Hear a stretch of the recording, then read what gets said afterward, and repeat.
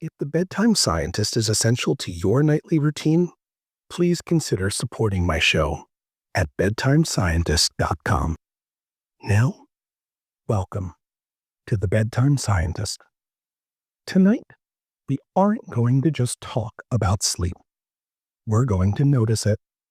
As you settle in and listen, your brain has already begun the process we're exploring. Not later, not after this ends. Already.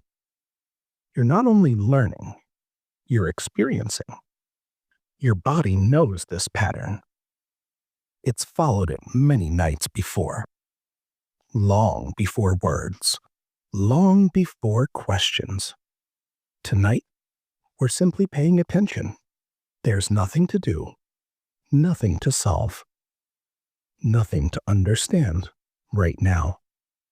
Your brain is already listening. Take a deep breath in. Let it out. To understand sleep, we have to look at being awake. From the moment you open your eyes this morning, a timer started. Deep inside your brain, a chemical has been building up. Scientists call it adenosine. You can think of it as sleep pressure. With every hour you were awake today, with every thought you had, with every moment, this pressure has been rising steadily. It's not a bad thing. It's a signal, like an hourglass filling with sand, grain by grain. Earlier today, you didn't feel it. The excitement of the day kept it hidden. But now, in the quiet, you might feel the weight of it. A gentle heaviness behind your eyes. A slowness in your arms and legs. It's actually your brain's way of saying the cycle is complete. The hourglass is full. The pressure isn't pushing you down. It's anchoring you, holding you steady, so the work of the night can begin. Let's talk about why we sleep. Sleep isn't rest. That's what most people think. But rest is stillness on the outside. Sleep is quieter than that, and deeper. Sleep is work your brain prepares for all day. While you're awake, thinking and moving and learning, small bits of waste build up. Not the kind you can see, the kind made by thought itself. Leftover pieces from using energy. Moments gather, feelings linger. Your brain can't work on all of this while you're alert. It's busy meeting sounds and light, motion and voices. So it waits. It waits for that stillness, for the moment effort fades, for the dark. Then, gently, it begins. Your brain cells quietly pull back. Not much, but just enough. Tiny pathways open, wide enough for fluid to move through. It's called cerebrospinal fluid. It's a long word, but it's actually pretty simple stuff. Clear and cool, like water. It doesn't just stay in one place. It travels. It wraps around your brain and moves all the way down your spine. It washes over the wrinkled outer layer, the cortex. And it flows deep into the hidden spaces inside your brain. Slowly, evenly, carrying away what's no longer needed. We call this the glymphatic system. I like to think of it as a nightly tide, one that comes without waves, without sound. Each night, the mind clears space, washing away all the dust of the day, not to forget everything, just to make room for tomorrow. Sleep also reshapes memory. During the day, everything feels equally important.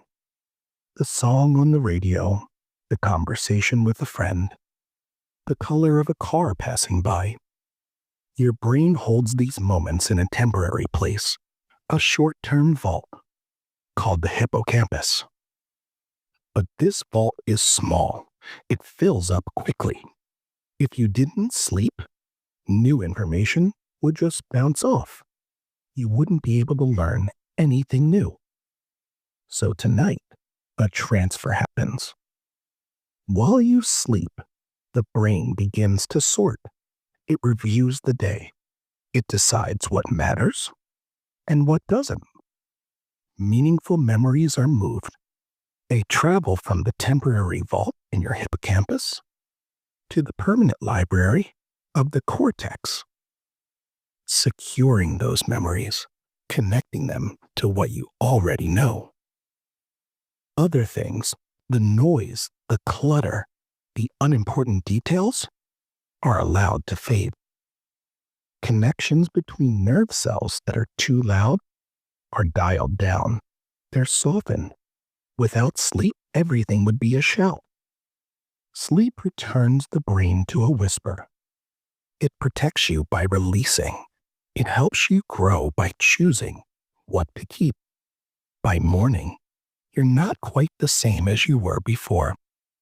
You are clearer. Deep in your brain, there's a clock.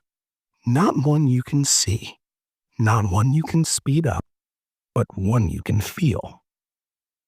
A rhythm that's been there since early life. Before memory, before language.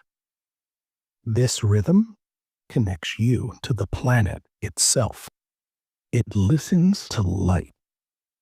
Morning light reaches your eyes and sends a signal inward.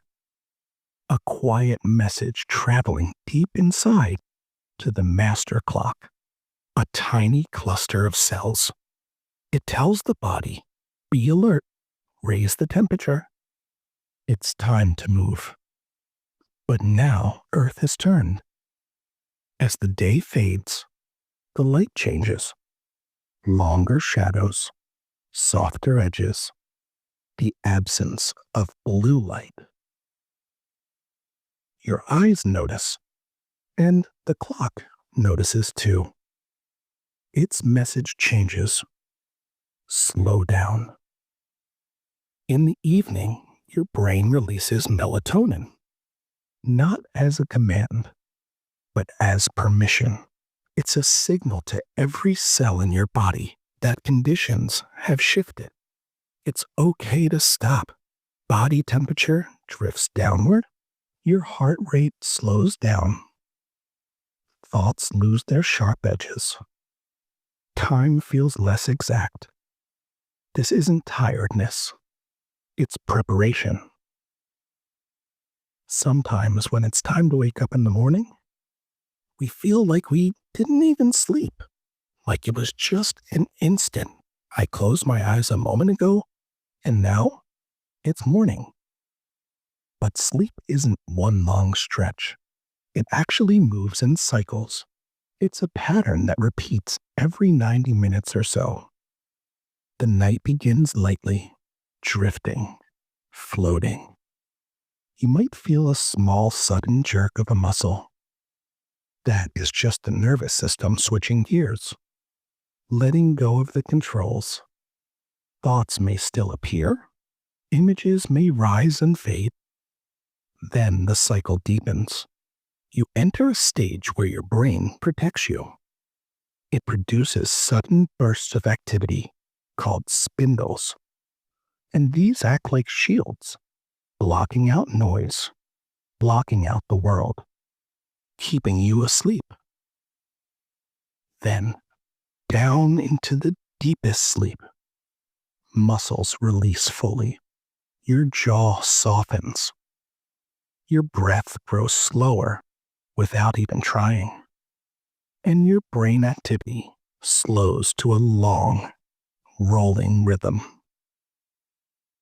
Delta waves.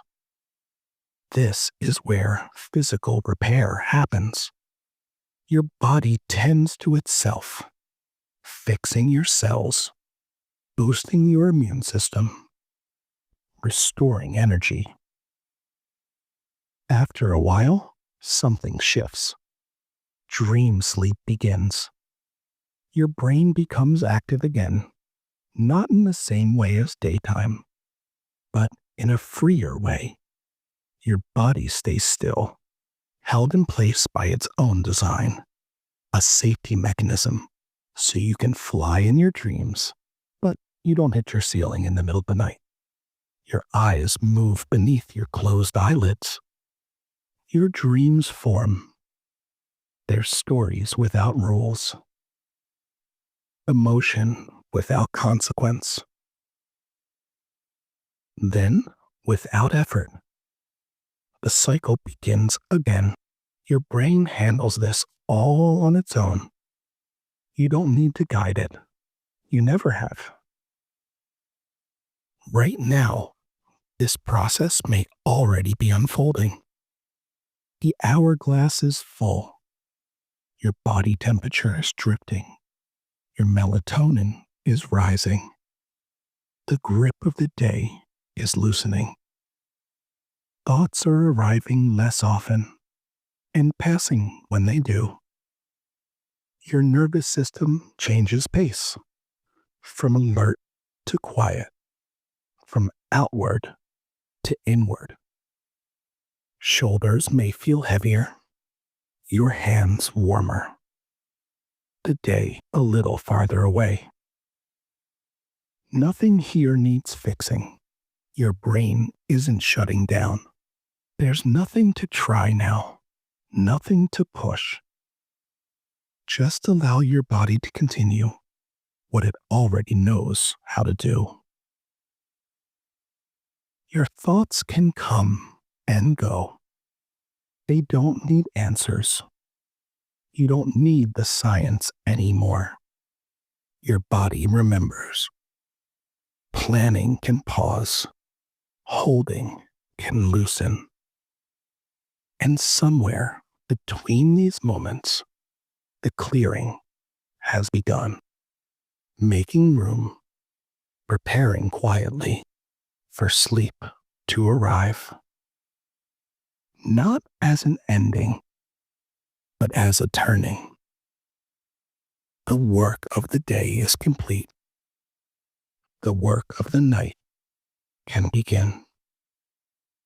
And just before you drift off to dream of the quiet rhythm inside you, I want you to know something about you. Your mind is a wonderful thing, so full of curiosity. And I like your mind, just the way it wonders. I'll be back again soon to wonder more with you.